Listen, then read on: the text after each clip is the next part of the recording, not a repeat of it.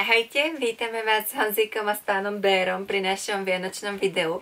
Chceli by sme vám ukázať, ako sme si užili náš vegánsky vianočný deň, čo sme všetko podostávali, už to môžete teda z časti na nás vidieť, a ako to vlastne prebiehalo u nás, čo sa týka nielen jedla, ale i dárečkov, i rodiny a podobne.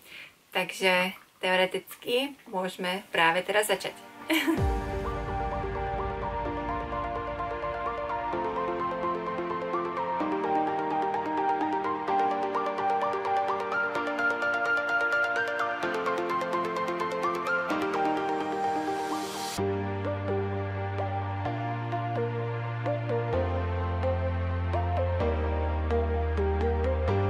Bibi! Bibi?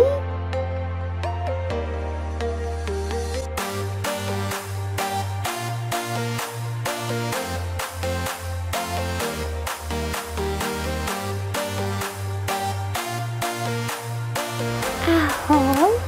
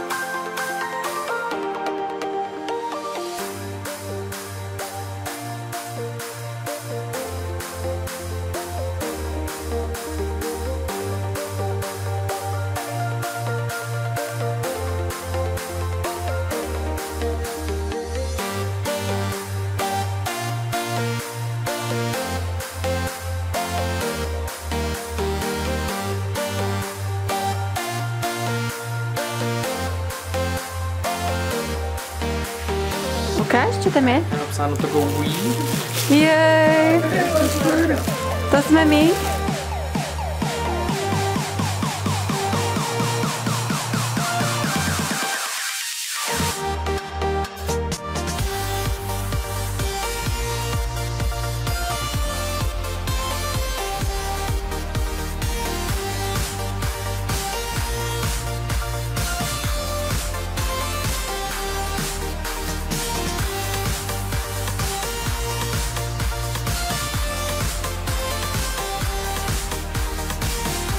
Dostala som kurz.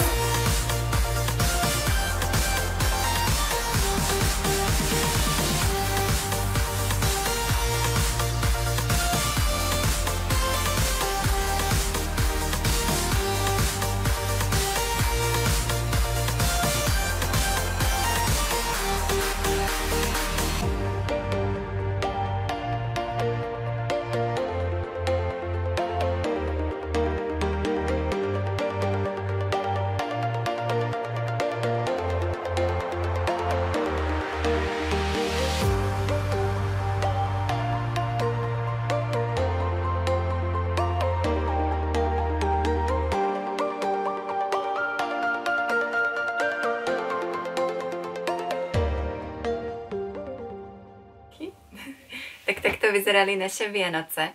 My tu teraz máme za sebou prichystané tie svoje darčeky, aspoň teda niektoré z nich, a chceli by sme vám ich ukázať a povedať niečo k nim. Tak asi začnem ja, ak dovolíte. Čo ma asi jedno z najviac potešilo, je táto kniha. Je to síce anglicky, ale v preklade sa to volá Prečo milujeme psy, jeme prasatá a nosíme kravy. Je to od vegánskej psychologičky Melanie Joy, čo ste už mohli vidieť v jednom našom videu, že som bola na jej prednáške, tak teraz mám konečne jej knihu a mám z toho veľkú radosť. Hneď sa do toho pustím. Takže toto bol jeden z mojich darčekov. Teraz Honzi. I od Alenky, segry od Mary, jsme dostali tyhle super hrníčky. Se to vidět, gauví hrníčky. A ještě mají takhle super, takový obrázky tady ze zadu. Nevím, jestli to vidíte dobře. Tak ty se nám hrozně líbí. Děkujeme, Ali. Jo, to je fakt podarená ručná výroba, takže to sa hrozne cení. Ďalej, čo ukážem, sú napríklad pre vegánov vhodné darčeky. Ja som to takto usporiadala do krabice. Sú to vlastne sušené ovocie, sú tam švestky, sú tam nejaké oriešky, všetko možné dobroty. Takže kto nevie, čo vegánom kupovať, kupujte im sušené ovocie, to sa vždycky hodí a vždycky sa to niekde zje. Co tam máš ďalej, Hanzík? Hej, já jsem dostal spoustu měkkých dárků, jako tuhle super mikinu. A tyto krásné trenky. Tak to sa hodí. Čo sa týka oblečenia u mňa, tak už môžete vidieť, ja som si želala nejaké športové oblečenie. Lebo som dostala takýto pekný batúštek a nejaké rýchlo schnúce uteráky, čo sa nielen na cvičenie hodí. Takže to bylo zase ode mě. Teďka přecházím k dárečku od Marinky. Dostal jsem přístup do online workshopu od Masterclass. A je to workshop, který dělá Deadmau5, což je DJ. A je to obecně o produkci muziky a o elektronické muzice, takže děkuju hrozně moc. Je to super. Tak keď už Honzik vytasil darček, ktorý som mu dala ja vytasím, čo som dostala od neho, v takejto krásnej obálke s krásnym srdiečkom som dostala takýto poukaz na kurz fotografovania jedla. Takže tým asi Honzik chcel naznačiť, že môžem vylepšiť náš Instagram a náš blog. A to môžeme rovno využiť túto chvíľku, aby som vám povedala, že určite sledujte náš Instagram a blog. Takže toto bolo od Honzíka. Ďakujem, Honzík. A ještě tady mám další dárek od Marinky.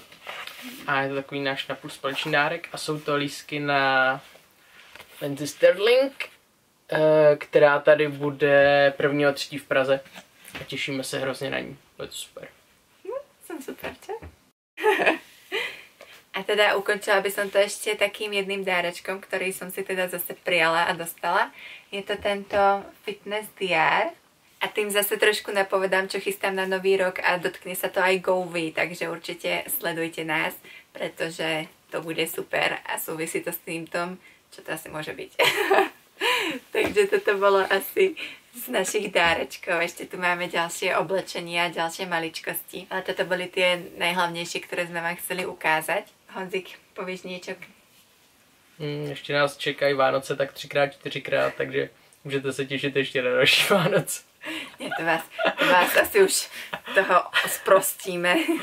Určite budeme radi, keď nám do komentárov napíšete, čo ste dostali vy a aké boli vaše Vianoce, čo ste jedli, aké vegánske dobroty ste mali. Určite sledujte teda náš Instagram, blog, kde sme zhodili super vianočné recepty. A taktiež nezabudnite na Facebook, kde vám pravidelne hádžeme nejaké super obrázky a podobne. A veľmi vám ďakujeme za zhliadnutie tohto videa. Dúfam, že sa vám naše vegánske Vianoce páčili a budeme sa na vás zase moc tešiť pri ďalších videách. Tak sa majte krásne. Čauky! Uj.